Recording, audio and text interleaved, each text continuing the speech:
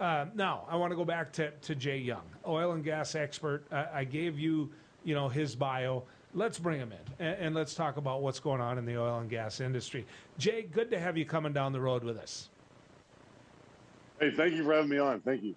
Jay, I want to talk about oil and gas. It's huge here in North Dakota, huge here in the upper Midwest. We get the benefits of higher gas prices because the oil that we have, which is tougher to grab a hold of, the higher the price per barrel, the more we utilize here, the more that we go ahead and pump. But in terms of IDA and in terms of what has gone on with the oil and gas industry now, where do you see this heading? How is this going to play out? Yeah. Well, thank you for that question. I think it's great. And IDA is not going to be necessarily a long-term, effect on what the price of oil or gasoline is going to be. Now, I'm not saying long-term prices aren't going to go up, but anytime you have any type of a disruption in the oil business, you're going to see production. So we're using 20 million barrels of oil a day, and IDA was 2 million barrels. That's significant. We are producing 11 to 12 million, so 20% of our production is interrupted. That's going to cause a little challenge, but fortunately it wasn't for a long period of time. So we'll see a little bit of a blip, maybe 5-10 cents in gas prices now, but that has zero of what we're going to have in the future. 3 months, 6 months, 9 months, I'm really afraid. I'm happy because I'm in the oil business and our clients will make a lot more money, but I think oil prices are going higher in the future. And that was my point. That was my point about what we're seeing here, in the Bakken play, in the Williston Basin. What we're seeing in terms of where it goes in the future. Things that slow down. Well, you know that when oil gets to $30 a barrel or less, basically we're in kind of a hold pattern here. And so the long term, or at least for now, are you predicting that price per barrel of oil is going to go higher and it's going to stay there for a while? Yes, I really am. And the reason, and I say higher, I can see the $50 to $60 going to 60, 70, 70, 80. I can see it going. Now, if it goes above 100 for a long period of time, you may see the same thing that happened last year when, when Saudi Arabia and Russia dumped oil in our markets before the pandemic. What they did is they dumped a lot of oil in the markets because they wanted to put a lot of us out of business in the United States. But what I can see now in the future is you'll see a lot higher prices going because, man, the rig count's down 50%, from where it was before. We're not producing the oil, and we will not produce enough oil in the United States to fill our refineries. So we're going to be at the hands of our Saudi Arabia, Russia, OPEC people. They're going to call what the price of oil is going to be, and the higher for them, the better. How did we get back to there? Because I remember an era when I was young when all of our, we used to have 70, 80% of the oil that we used come from outside our country. And then we slowly picked away at this to the point where we were producing the majority and a significant majority of the oil that was being used in this country. How did we get back to where Saudi Arabia and Russia can influence us to that point? Yeah, because of the price of oil and because of what and this is one thing that Trump did, and Trump, for some reason, somehow, they started dumping a lot of oil in our markets at incredible prices, huge discounts. So they oversupplied us. And then the pandemic happened and the demand went way down. And when the demand went way down and we're oversupplied, the price went down, went negative for a little bit. Then it started creeping back up. But you're right. I mean, because of the Bakken, because of the Permian Basin, the shell, drill baby drill type scenario, we did start producing a lot of more oil. And the United States took over as the number one country to produce. And matter of fact, in Texas, if we did call ourselves a country, which some of us do, that it would have been like the third or fourth largest producer, because we're producing, the Eagle Ford, the Permian. This shell is amazing, but it only works at higher prices. That's what Saudi Arabia and Russia know. It doesn't work $30, $40. It works at the higher price.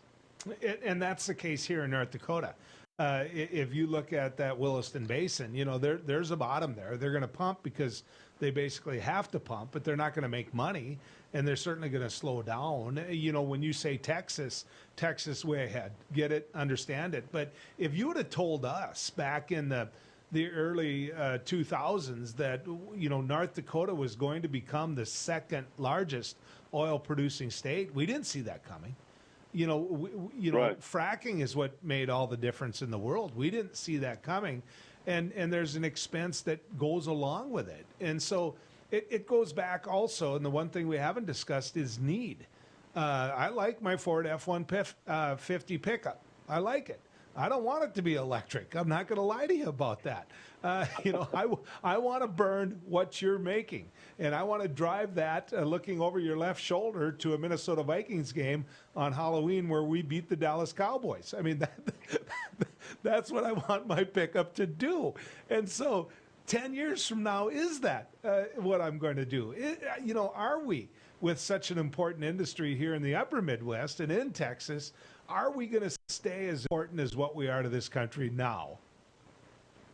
Yeah, that's a great question, Joel. I appreciate that. I mean, it's a great thought is what's going to happen 5 years, 10 years down the road? I mean, Biden can come in and, take permits and, and federal lands and pipelines and all these things. But what's going to happen 5 years, 10 years, 15 years down the road? And I believe we're going to go greener, but we're not going to go green because, 60% of a barrel of oil is for non-transportation type activities. 25-30% is for cars and trucks and things of that nature. But your other uses of oil are going to be necessary. And as the population continues to increase, you're still going to have that need for oil.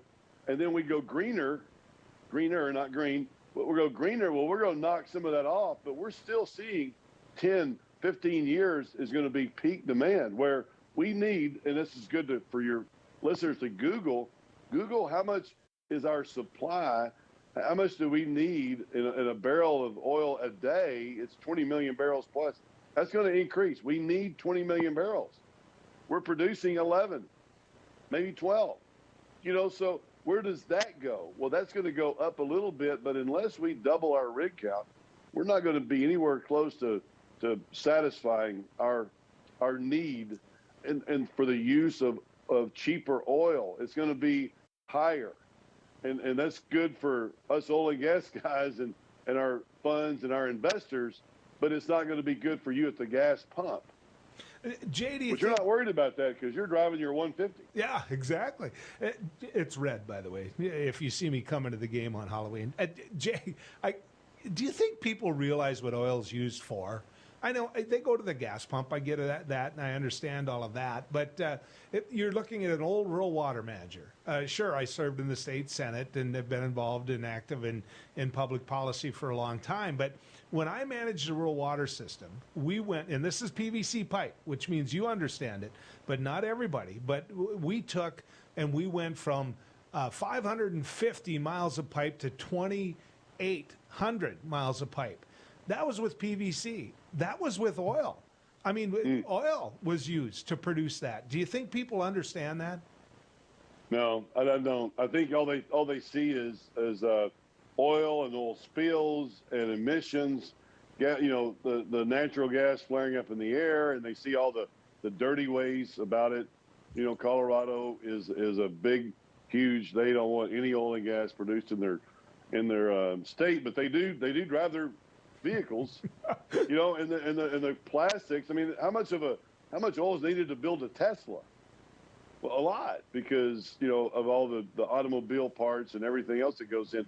There's still a lot of and there's a great video out, and anybody that signs up for our newsletter today, I'll send you a video of what's needed in an apartment. Like what would your apartment be like without oil? That's a great summary, and it just starts taking away different items. Yeah. Like my AirPod case, or all these different things around that you have, that there's a little bit of oil in each one of them. Like I said, 60%. Tell us which person doesn't have a cell phone, and the plastic that's used for that. Jay, promise me you'll come on again. I need to continue this conversation, okay? I love it, Joel. Thank you very much for having me on. And are you definitely coming to the Cowboy game on Thanksgiving? You bet. I'm going, and we can bet about that off air, okay? Awesome. That's great. You're looking at a Viking season ticket holder, so I'll be there. I'll be there with my buddies. So appreciate it. Great. When we Thank come you very back, much. you bet, some comments for you as we head on down the road.